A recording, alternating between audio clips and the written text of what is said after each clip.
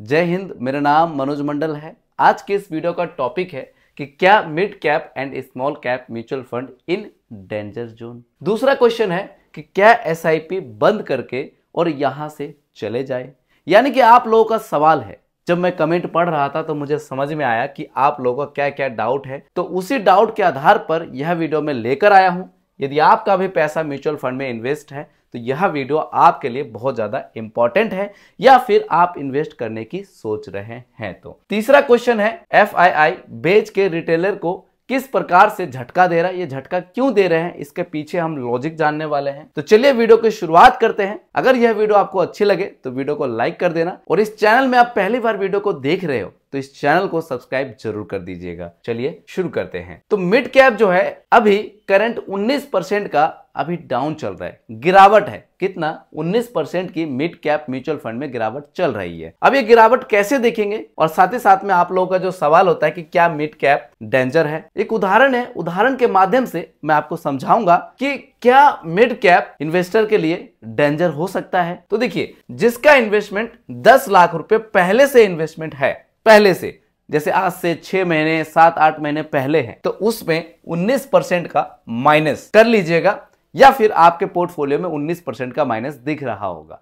ये सिर्फ उदाहरण है आपको समझाने के लिए, और इसी के माध्यम से आप समझ जाएंगे कि आपको क्या करना चाहिए। और जिसको करना है, जिसको लग रहा है कि अभी इन्वेस्टमेंट सही है कि नहीं है, लमसम करना चाहिए कि नहीं करना चाहिए, तो इसको आप ऐसे समझो। मान लीजिए 10 लाख रुपए है मेरे पास और मैं अभी इसको इन्वेस्ट करना चाहता हूं, तो प्लस 19% का बेनिफिट मुझे मिल सकता है। क्यों मिल सकता है? क्योंकि जो है मार्केट अभी डाउन है, मार्केट अभी डीप है, तो इसी डीप मार्केट का बेनिफिट मैं उठा सकता हूं। अब बात हो रही है मिड कैप की, तो मिड कैप को हम कैसे पहचानेंगे, कैसे देखेंगे? तो यहां पे आप जाएंगे और लास्ट 6 मंथ की गिरावट की अगर बात की जाए तो आप देख सकते हैं 17% का। आप बोलेंगे सर आपने तो 19% का बताया कि इतनी की गिरावट है, तो 19% का मैंने निकाला कि ये देख सकते हैं कि करंट प्राइस है 39,888, और मैंने यहां से माइनस करके देख सकते हैं कितना है, 49,701 रुपए। ये जो 49,701 रुपए जो है, ये आपका टॉप पॉइंट था। जिन्होंने 10 लाख रुपए इन्वेस्ट किया था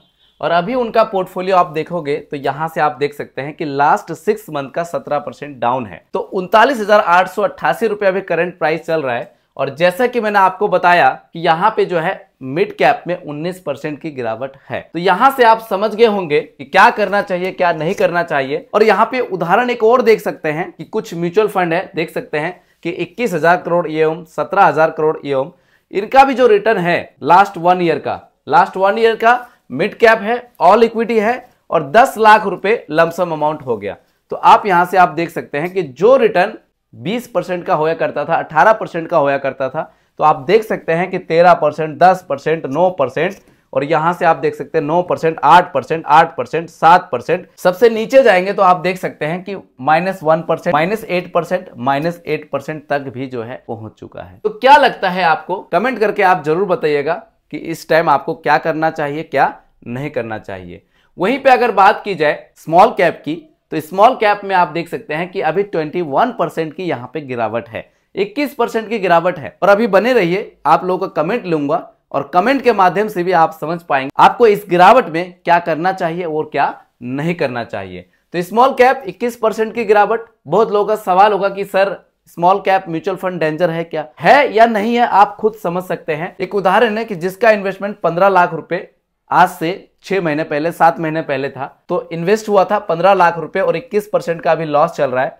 तो इस 15 लाख रुपए में से 21% अगर माइनस किया जाए तो इतना जो है पोर्टफोलियो माइनस आपको देखने को मिल सकता है। यहीं पे अगर बात की जाए कि जिस व्यक्ति को करना है, सपोज दैट मान लीजिए मुझे 15 लाख रुपए यदि इन्वेस्ट करना हो और अभी 21% का माइनस चल रहा है, तो यहाँ पे प्लस का साइन मैंने इसीलिए लगाया है कि इस डीप मार्केट का बेनिफिट मैं उठा सकता हूं, क्योंकि अभी जो गिरावट है कितने परसेंट की है? 21% की है। और कैसे एफआईआई जो है रिटेलर को झटका दे रहा है, उसके पीछे क्या कारण है, उसको भी यहाँ पे हम जानने वाले हैं। बात करते हैं स्मॉल कैप की, तो थोड़ा सा स्मॉल कैप को भी देख लेते हैं। आप यहां से देख सकते हैं कि लास्ट 6 मंथ में 17% यानी करीब 18% के आसपास जो है गिरावट आपको देखने को मिल रही है। करंट प्राइस की अगर बात की जाए 45,606 रुपए जो है इसकी अभी करंट प्राइस है। 52 वीक हाई की अगर बात की जाए तो आप देख सकते हैं कि 57,827 रुपए, और 52 वीक लो की बात करें तो यहाँ पे 40,097 रुपए। तो यहां से आप देख सकते हैं अभी करंट प्राइस से और 52 वीक लो जो आपने देखा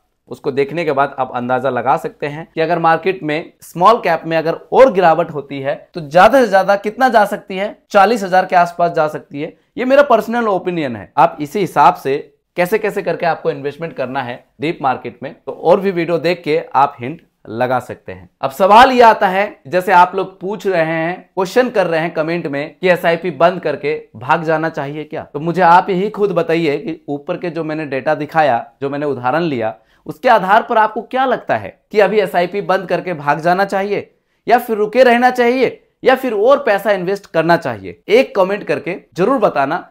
आपके कमेंट में और इन्वेस्टर को भी बेनिफिट हो सकता है। अगर आपको वीडियो अच्छी लगी हो तो वीडियो को लाइक कर दीजिएगा, इस वीडियो को शेयर कर दीजिएगा। चैनल पे पहली बार वीडियो देख रहे हो तो इस चैनल को सब्सक्राइब जरूर कर दीजिएगा। अब बात करते हैं DII और FII। जब DII और FII की बात आती है तो बहुत लोगों के मन में सवाल होता है कि सर ये होता क्या है दोनों। तो इसको आप ऐसे समझिए, सबसे पहले इसका फुल फॉर्म जान लीजिए कि ये क्या होता है। DII का मतलब होता है डोमेस्टिक इंस्टीट्यूशनल इन्वेस्टर, और वहीं अगर बात की जाए FII फॉरेन इंस्टीट्यूशनल इन्वेस्टर, यानी कि ये जो DII होता है ये हमारे इंडिया के ही इन्वेस्टर होते हैं। इसमें आपके बहुत सारे बड़ी बड़ी कंपनियां आ जाती है, छोटे छोटे फर्म के जो इन्वेस्टर होते हैं वो सब आ जाते हैं। और बात करें FII की तो ये बाहरी यानी कि विदेशी इन्वेस्टर होते हैं, क्योंकि विदेशी इन्वेस्टर इंडियन मार्केट में पैसे को इन्वेस्ट करते हैं। तो आपने इस दोनों के बारे में जान लिया। अगर समझ में आ गया तो वीडियो को लाइक कर दीजिएगा।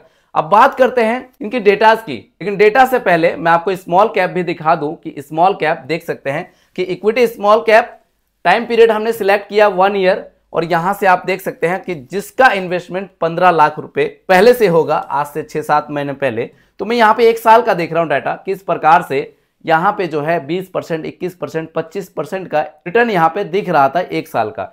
लेकिन ये घटते घटते आप देख सकते हैं यहाँ पे कि -0.39%, -0.7%, -0.73% करते करते -5% तक भी चला गया है, जिसका भी 15 लाख रुपए इन्वेस्टमेंट था। और 1 ईयर की बात हो रही है, लास्ट 1 ईयर की, तो अभी उनका पोर्टफोलियो जो है वो -5 to 1% भी हो गया है। वो डिपेंड वो करता है कि उन्होंने किस कैटेगरी के म्यूचुअल फंड में पैसा इन्वेस्ट किया है, कौन सा म्यूचुअल फंड लिया है, उस प्रकार से आप जान सकते हैं। आप यहीं पे बात करते हैं DII और FII की। यहां पे आप देख सकते हैं कि 27 मार्च की अगर बात की जाए, इन्होंने जो नेट बिकवाली की है, इनकी इन्होंने जो बेचा है FII ने, बेचने से क्या नुकसान होता है कि मार्केट जो है धीरे धीरे गिरती है, जितनी बिकवाली होगी मार्केट गिरेगी। आप यहां पे देख सकते हैं कि 2035 करोड़ की जो है FII ने बिकवाली की है। वहीं पे DII की बात की जाए तो आप यहां पे देख सकते हैं कि 7 मार्च को 2320 रुपए की इन्होंने खरीदारी करी है। तो मार्केट में जब खरीदारी होती है तो मार्केट बूम करती है, और जब मार्केट में ज्यादा बिकवाली होती है तो तब मार्केट में गिरावट देखने को मिलती है। अगर यहाँ पे बात करें इस मंथ की, इस मंथ में कितनी बिकवाली हुई है, बिकवाली आप देख सकते हैं कि 15,501 करोड़। पॉइंट की बात मैं यहाँ पे नहीं कर रहा हूं, FII ने जो है स्टॉक को बेच दिया है। यहीं पे बात करें नेट परचेज की, जो DII इन्वेस्टर है, तो आप यहां पे देख सकते हैं 20,950 करोड़। यहां पे मैं पॉइंट की बात नहीं कर रहा हूं। तो यहां से आप अंदाजा लगा सकते हैं कि FII जो है ये बेच रही है और DII जो है खरीद रही है। इसको आप ऐसे समझ सकते हैं। देखिए, both investor want to get profit, यानी कि चाहते हैं FII भी प्रॉफिट बुक करना और DII भी प्रॉफिट बुक करना चाहते हैं, है ना, दोनों प्रॉफिट बुक करना चाहते हैं। लेकिन ये दोनों जो है ये लॉन्ग टर्म के लिए आए थे। ये जो इन्वेस्टर है, इन्होंने 2008 में मार्केट में क्रैश देखने को मिला था, उस टाइम भी पैसा इन्वेस्ट किया था। पहले मार्केट गिरती रही, वेट करते रहे, करते गए, और जब मार्केट ज्यादा डीप पे पहुंच गई, इन्होंने पैसा इन्वेस्ट कर दिया। 2018 में इन्होंने पैसा इन्वेस्ट किया, 2020 में इन्होंने पैसा इन्वेस्ट किया, और अभी जो सेशन चल रहा है गिरावट की, आप देख सकते हैं 2025, 2026, इस समय जो है अभी मार्केट में 21%, 19% की गिरावट चल रही है। हो सकता है ये लोग थोड़ा सा और भी वेट करें, वेट करने के बाद फिर से इनको लगे कि आप मार्केट में मौका है, फिर से आप पैसा जो है इन्वेस्ट करते हैं। ये जो मैंने उदाहरण लिया आपको समझाने के लिए, इस प्रकार से रिटेलर को ये लोग झटका देते हैं। ये लोग कौन लोग? FII। सिर्फ ये उदाहरण है, मैंने आपको समझाया। अक्सर ऐसे ही होता है कि जो सौदा आप छोड़ दोगे उस सौदे को खरीदेगा कौन? कोई ना कोई तो खरीदेगा ना। जब आप म्यूचुअल फंड बेच दोगे, पैसे को रिडीम कर लोगे, तो कोई तो होगा इस मार्केट में खरीदने वाला, कोई तो खरीदेगा। बस वही बाजी मार जाता है। तो आपने इसको भली भांति समझ लिया होगा। जो भी आपने समझा है कमेंट कर दीजिएगा। इस प्रकार से इनका कमेंट मैं ले रहा हूं, अब लगातार जो है आपका कमेंट लेता जाऊंगा। पहला जो कमेंट है, बेस्ट कौन सा लमसम म्यूचुअल फंड है सर, किस म्यूचुअल फंड में पैसा इन्वेस्ट करना चाहिए। तो आपने ऐसा कमेंट लिखा है। देखिए, इसको आप ऐसे समझिए कि यदि मेरे पास 10 से 20 साल का अगर समय होता और मैं जिस प्रकार से अभी देख रहा हूं कि मिड कैप और स्मॉल कैप में सबसे ज्यादा गिरावट है, तो मैं कोशिश करता कि उसी तरफ जाने की। तो मैं मिड कैप और स्मॉल कैप की थोड़ा पास्ट रिटर्न देख लेता हूं और समझने की कोशिश करता हूं कि क्या इसमें बेनिफिट है या नहीं है। तो आप यहां पे देख सकते हैं कि इक्विटी मिड कैप है, ऑल ईएमसी है। तो यहां पे मैंने 5 लाख रुपए अमाउंट सिलेक्ट किया वन टाइम 10 साल के लिए, और इसका कुछ रिटर्न देखेंगे इस गिरावट में भी ये म्यूचुअल फंड आप देख सकते हैं मोतीलाल ओसवाल मिड कैप 24,488 करोड़ 5 लाख रुपए क्या हुआ था, इन्वेस्ट हुआ था। और करंट वैल्यू आप देख सकते हैं इस फंड ने बनाकर दिया है 22,39,106 रुपए 16% के हिसाब से। तो आपने यहाँ पे देख लिया।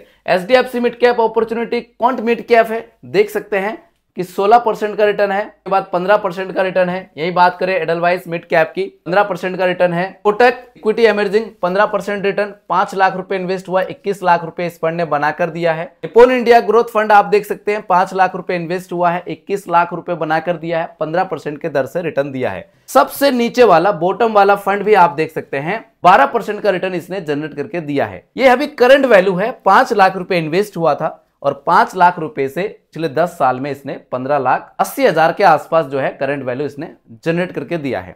तो आपने देखा इस हिसाब से रिटर्न। बात की जाए स्मॉल कैप की, तो आप देख सकते हैं यहां पे कि 10 लाख रुपए टोटल इन्वेस्ट हुआ वन टाइम 15 साल के लिए। इक्विटी स्मॉल कैप है, ऑल ईएमसी है। जैसे आप समेट करेंगे, समेट करने के बाद आप देख सकते हैं यहाँ पे SBI small cap invested amount 10 lakh रुपए, करंट वैल्यू की अगर बात की जाए 1,46,00,000 रुपए। हालांकि एसबीआई स्मॉल कैप में आपका लमसम अभी बंद है, आप नहीं कर सकते हैं, कि मैं सिर्फ उदाहरण ले रहा हूं। डीएसपी स्मॉल कैप की अगर बात की जाए तो आप यहां पे देख सकते हैं कि 10 लाख रुपए इन्वेस्ट हुआ और यहां पे करंट वैल्यू 1,25,00,000 रुपए, 18% के हिसाब से रिटर्न। जो लोग बोलते हैं कि mid cap small cap in a danger zone, तो आप यहां से पता लगा सकते हैं मिड कैप स्मॉल कैप ज्यादा रिटर्न यहां पे जनरेट करके दिया हुआ है। तो यह सिर्फ एक उदाहरण था, एक पास्ट का रिकॉर्ड था। कोई गारंटी नहीं है कि जो पास्ट में परफॉर्मेंस अच्छा बनाकर दिया है 16%, 17%, इस बात को आप जरूर याद रखिएगा। डिपेंड ये करता है कि आप इन्वेस्टमेंट किस प्रकार से करते हैं। नेक्स्ट कमेंट है कि मैं अक्टूबर से एसबीआई में म्यूचुअल फंड में एसआईपी कर रहा हूं, 95,000 से 82,000 पे आया है। कहने का मतलब है कि 95,000 से 82,000 रुपए में आ गया है, तो क्या करना चाहिए? आप कमेंट करके बताइएगा कि क्या करना चाहिए इनको। मान लीजिए मैं कोई पैसा इन्वेस्ट करता हूं और मेरा कोई टारगेट है। मेरा जो टारगेट था, मैंने इन्वेस्टमेंट किया था, वो मेरा 20 साल का था, वो मेरा 10 साल का था। मैंने उसी हिसाब से पैसे को इन्वेस्ट किया था। मैं कोशिश ये करूंगा अगर मेरा पैसा इन्वेस्ट हो तो मैं 10 साल या 20 साल जो भी मेरा टारगेट है, मैं तब तक तो मार्केट में बने रहूंगा। आपको क्या करना है, नहीं करना है, आपको यहां से हिंट जरूर मिल गया होगा। नेक्स्ट कमेंट है, सर एसआईपी लमसम में 8 से 9% गिरावट है, मोतीलाल ओसवाल मिड कैप में ज्यादा इन्वेस्ट है। Can I send my all mutual fund list और रिव्यू एंड गाइडेंस? आपने भेजा नहीं, भेज दीजिएगा, मैं देख लूंगा कि किस प्रकार से आपका investment. Calculations are for illustrations only and do not represent actual returns. Mutual fund investments are subject to market risk. Read all scheme related documents carefully.